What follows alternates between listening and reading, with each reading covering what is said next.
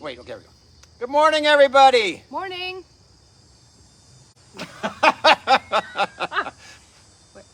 Where are we, Tom? Where are we? Where are we, Tom? We're- You're chewing on that?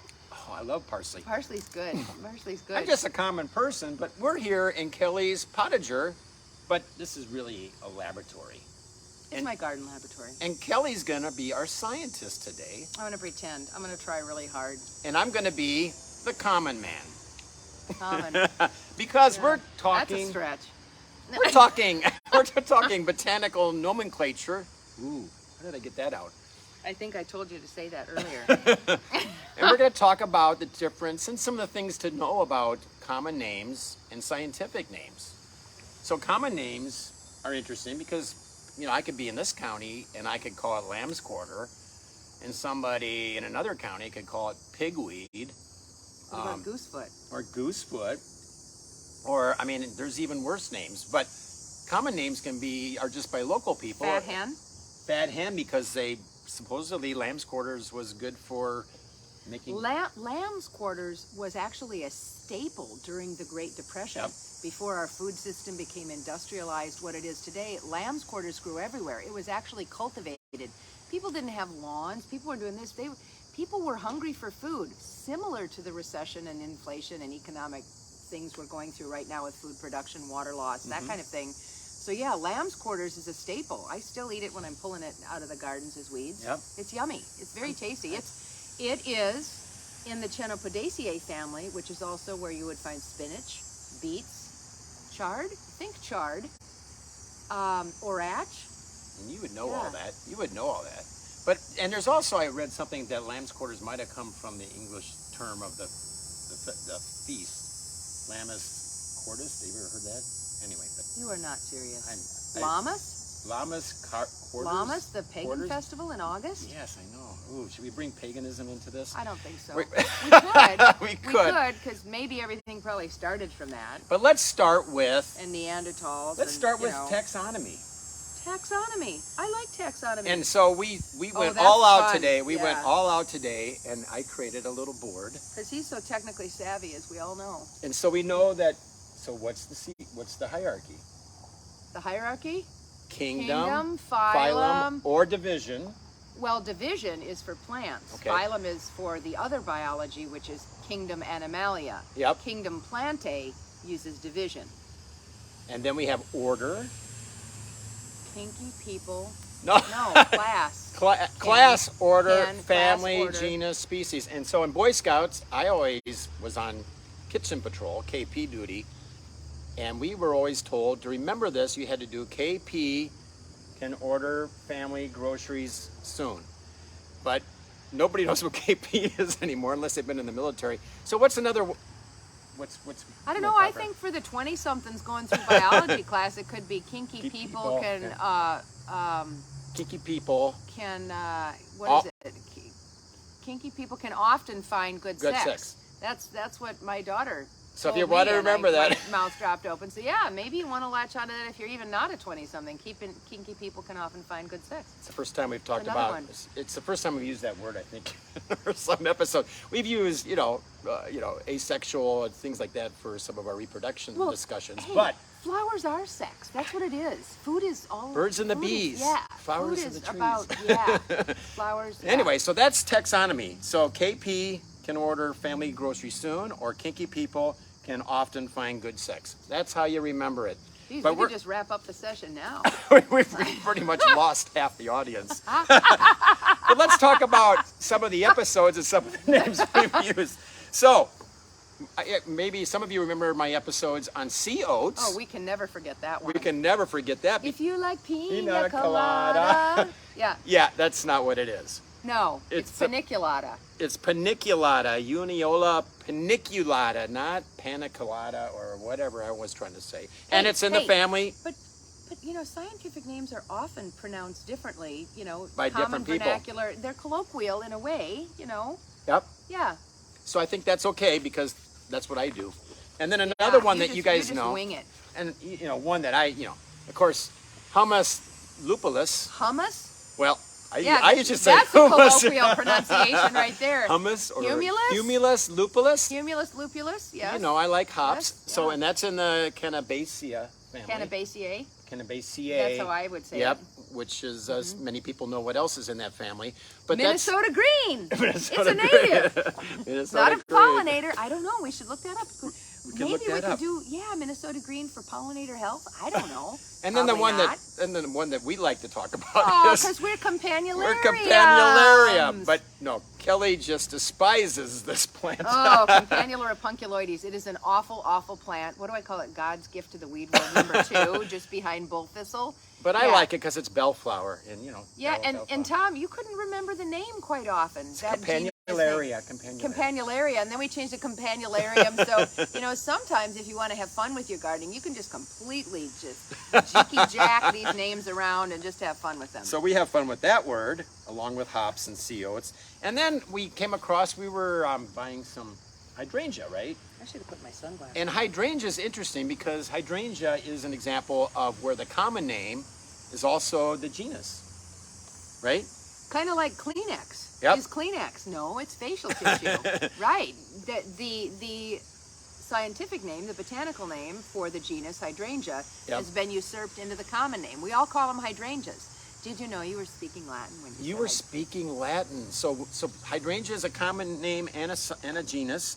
And so you've got, here's an example of hydrangea paniculata. Paniculata. Oh, there's that word There's again. that tie. If you like Pina pina coladas. coladas. Yeah. Or I haven't had one coladas. this summer, have you? Yes. I see. When you were down on the beach, no doubt. Yep. And then here's another example of a hydrangea because Oh, hydrangea macrophylla. That's Macrophylla. that's what a lot of people like, that endless summer series, the ones you can turn blue with more, you know, adding more acid, aluminum sulfate, something like that, synthetic. Yeah, or they go pink. Yeah. Yep. Yeah. So other things we want to talk about was so how can you recognize, so you've got a plant name, how do you recognize which was the scientific name and the common name? I don't know, Tom. How do you? It's italicized. The scientific name is italicized and the genus is capitalized, but not the species or the specific epithet. epithet, Yes, correct. Good. Yes. So when you see an italicized name on a plant, that is its scientific name, genus, species. Usually comes below the common name, Yep. which is not italicized. Yep. Yes. Yep. And another... I'm making you work during this. I know, episode. this is... I did some research and now she's like really on me. And then the other thing is people see that X in there. What's that X, you know? Is it, you know, for the hybrids and stuff like that. And something it's not an outcross. X. It's Something outcross. Yeah, and it's not an X. It's a multiplication symbol because This it's times this equals this. yes. So here Science, we are back. math. We're back it's to just, sexual. Yeah, okay. But Yeah, they are. yeah. We're cross-pollinating to create these hybrids or Or cultivars even. cultivars and all that. So when you see an X in a name for a plant, that means it's been hybridized or cultivared. So that's another example. Cultivar? Cultivar. I just made that word up. It's a yeah, very you scientific. Sure did. They use that in all the Campanularium. Campanularium. So Kelly, what else do we have here? You have a lot of notes, Tom. I'm just rolling with it. You're You go just with some more rolling notes. with that. What do you have here? You got like lots of stuff here. Because I always study on this stuff because I have to. Because she's the scientist of the group and I'm the common person. All right. But other things we want to talk about is some of your botanical books you have. I did? Yeah, you want to talk about that a little bit. Well, I think botany is really, really important. Understanding the basis of the plant world. You know, how many plants are there on the planet compared to animals? That's a In good the question. animal kingdom, you know what? There's like 6,000, 5,000 species, something like that. Yeah, I in the don't, animal yeah, kingdom? in a lot of orders. You giving me orders? No, not yet. You're Not gonna yet. give That'll me start after orders. the video. Okay, but yes, there's a big difference between plants and animals. But in the plant world, there's like Oh, tens gosh. of thousands. And that's why master gardening is so difficult, because we It often is? get, well, partly for me. Tom, what is this? Where are we? I quiz can time. do where are we, but I can't do what So is this is a great little book called Botany for Gardeners. It just walks you through basically the life of a plant from beginning to end and how it grows and what it does and, you know, difference in structures. For instance, you know, plants biology, right? Biology, science of life. Plants have cell walls. Kingdom Plantae has cell walls. And animals don't? Animals don't have cell walls in Oh their my cell gosh. structure. Then how do And I that's stay what- together?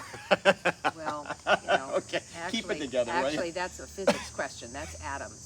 Atoms. Okay. Yeah. Okay. So, cool book, fun book.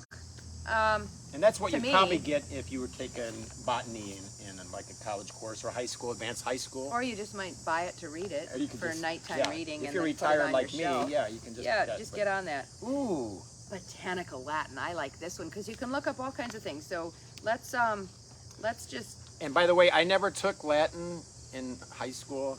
So my I didn't either. My children daughter, did. yeah, my daughter 4 years and. Because know, you the showed me a whole- website that's wonderful. I did. The Missouri Botanical. Oh, the Missouri Botanic Garden. Yeah, Mobot. Missouri Botanic Garden is our oldest botanic garden in the country. 1869, I think it was created, in St. Louis. And you can actually get on there. The and- Plant Finder. Just Google whatever you want. Hydrangea paniculata Plant Finder, and Missouri Botanic Garden comes up, and there's a little speaker button you can push. And that's what Kelly's learn been. your She's been pronunciations. telling me to just keep playing that over and over. And just memorize that term, and it's pretty great. You Uniola can find out. paniculata. Yeah, you can find out cultural information on the plant, the zone where it grows. I use it a lot with clients or with teaching education to go ahead and, send that link to people so they can learn all about a plant. So It's a what- really great So website. Missouri Botanical Garden. Okay. Yep. Very Great- good. Great for those Latin pronunciations. Yeah. If you didn't take Latin. Sometimes you can use the speaker on like Webster's dictionary Yeah. or something too. I mean, a lot of Latin is all Greek to me. I mean, basically. Okay, go ahead. Roman? I'm joking. Roman? Look, what's this one? Dictionary of Science for Gardeners. This is kind of a fun one too. This is great. This is a Timber Press publication. This has just got all of that. This is the scientific equivalent to Rodale's Organic Gardening. Remember when we did the Yep. episode in the bad weather showing each other our favorite books? And yeah, so this is, I don't know if I had this one in there then. When we did that earlier episode? Yeah. In the car? Yeah. Remember in the that car. one? That was a You good guys one. remember that one, right? Oh gosh, should we go to a book How many library? episodes have we done this season? This we think is officially our 20th because we they did are one. sick of us for sure now. We did one on integrated. IPM, Integrated Pest Management. Management. That was kind of a fake psych little we just teaser kinda did it. thing. We just wanted to Are you squish including some that bugs. in? I think we will because we squished some bugs and Okay. we've had a lot of views on that. Okay. And IPM is a very important part of what master gardeners teach and what we share with the public, right? Because you just don't go out there spraying with Roundup. You just don't go out there spraying. No, or there's- triclopyr, or Yeah. Garlon, or So any. watch that episode. We talk about cultural, but mechanical. Garlon is triclopyr, I Botanical, think, yeah. actually. Tordon. So, but here let's talk about scientific and common names. Yeah. Now I would read just the Farmer's Almanac, right, to get what I need. Oh yeah, see Yeah, that that's would pigweed. That's definitely yeah. pigweed. Yeah, Farmer's Almanac is awesome. Folklore, weather systems, that kind of thing. But meteorologists, science, they can't even predict a winter until fall weather patterns develop. So the Farmer's Almanac, it's, using a lot of that old cultural knowledge, which is Yep. great and very useful. For instance, we all know that after you get a snow, the temperature usually drops. The snow Yeah. is like that insulation, a blanket for the ground. The white reflects Light the up, light yeah, back up, yeah, and so those it kinds does of not cultural things absorb. we know, It's right, not absorbed right. on the surface. But weather, and predicting patterns, that's scientific. So yeah, And we're a blending of the two is nice. So that's why it's fun to know that lamb's quarters is also known as pigweed and fat hen and gosh, some we of got- those others you I said. got some other ones in here. Bacon weed. I guess I can see the relationship between bacon weed and pigweed. Well, hey, that's makes like my bacon, that's it like makes my money. That's greens. Yep. Like beans and Yeah. greens in the South, collards and red beans, or dirty rice and red beans, that But kind of thing. dungweed. Dungweed, that's interesting. That's and Probably because it grows around dung, because the animals are eating Eating it. it, The and seeds then- go through the GI tract and they're still And they viable, and then it germinate, germinate right and there. then you got your fertilizer, dungweed in the dung. It's in the Sure. dung. It's weeds So that's in that's the a dung. cultural thing. Yeah. Yeah. And then wild spinach. Absolutely, Chenopodiaceae family. It's got So- that slimy mouthfeel that raw spinach Yep. does and orach does when you eat those things. Yeah. So that's how some of these common names slimy come up. mouthfeel. Boy, that's a way Yep. to sell a vegetable. Slimy mouthfeel. So those are examples of common. So again, to recap, plant names Does are this mean we're almost done? yeah. We're almost done, everybody. I think there's we're almost done. We're getting there. because we have a busy day actually today. We do, have a we busy do. day. But anyway, so we we talked about the common name, scientific name, recognizing it, capitalized, italicized, what the X means, and so on and so forth. What else What do we the need X, to what the know? X means. I like what the X means. Yeah, what the X All means. right, so that's it. So are we ready to say goodbye? I think we're ready to say Let's goodbye. say goodbye. And then we have one more episode planned. And boy, we're already working on that because it's a month away, I think. All right. All right. Okay. All right. All Here right. we Goodbye, go. everybody. Rock your day, everybody. Bye-bye. Bye-bye.